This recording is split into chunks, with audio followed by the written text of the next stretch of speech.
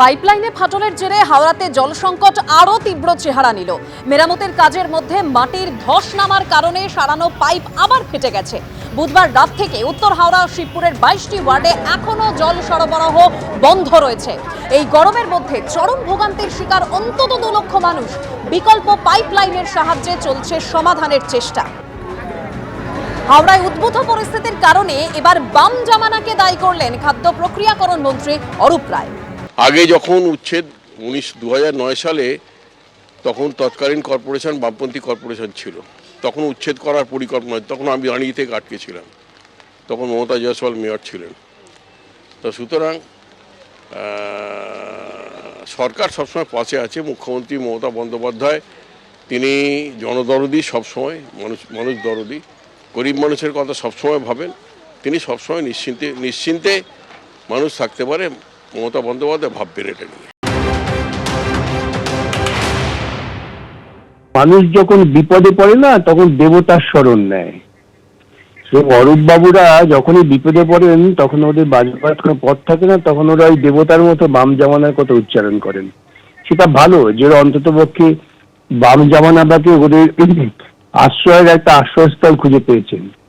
চূড়ান্ত অপদার্থ, ব্যর্থ এবং দুর্নীতিগ্রস্ত না হলে কোনো মন্ত্রী কথা বলতে পারেন? তারা ধারাবাহিকভাবে গত 11 বছর ধরে হাওড়ার বিভিন্ন জায়গায় নির্বাচন না করে শাসন চালাচ্ছেন, গুন্ডামি করে বেড়াচ্ছেন। তাদের পক্ষে মানুষের কাছে যুক্তিসঙ্গত উত্তর দেওয়ার কোনো জায়গা নেই, ব্যর্থতাকে স্বীকার করার মতো সামান্যতম সৌজন্য বোধ নেই। আর কথায় কথায় বাম জামানা, আরে বাম জামানা যদি থাকতো তাহলে তোদেরকে এগুলো বলার সুযোগ থাকতো না। প্রচন্ড জল যন্ত্রণায় নাজেহাল অবস্থা হাওড়া পুরো এলাকার একটা বড় অংশের বাসিন্দাদের। এই পুরসভায় ভোট হয়নি 7 বছর। এই পরিস্থিতির জন্য তৃণমূল সরকারকেই দায়ী করছে বিরোধীরা। অভিযোগ অস্বীকার করেছে শাসক দল।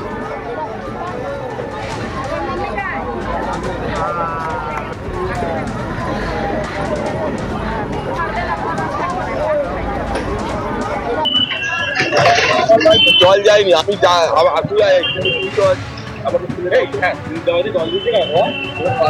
হ্যালো হ্যালো পেট পাচ্ছ?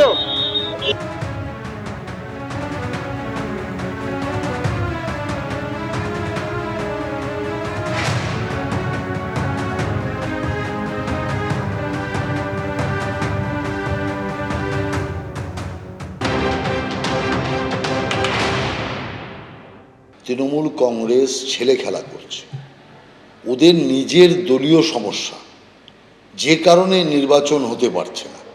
6 বছর ধরে একটা বড় মহানগর তার ইলেকশন আটকে রেখেছে।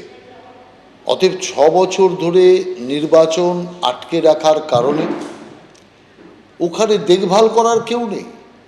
এখন তো যা চলছে লুটেপুটে খাওয়া চলছে, কারণ দেখার কেউ নেই, ওখানে নতুন করে কিছু করার কেউ নেই।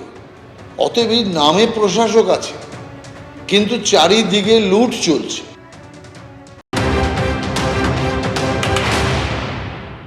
হাওড়াতে দেখে তো বোঝা গেল কোনো গভর্নেন্সের ব্যাপার নেই, কোনো নির্বাচিত প্রতিষ্ঠান সেই বিবেচনায় নেই। 5-6 বছর ধরে শুধু তৃণমূলের মতব্বরি করার জন্য যেভাবে একটা মিউনিসিপ্যালিটি, এবং একটা এরকম বহু জায়গাতে হচ্ছে, হাওড়াতে ডিয়ারিং এক্সাম্পল যেভাবে ধ্বংস করা হলো, আজকে বিপত্তিটাকে বুঝতে পারছেন? কেউ জবাব দেওয়ার মতন নেই। যে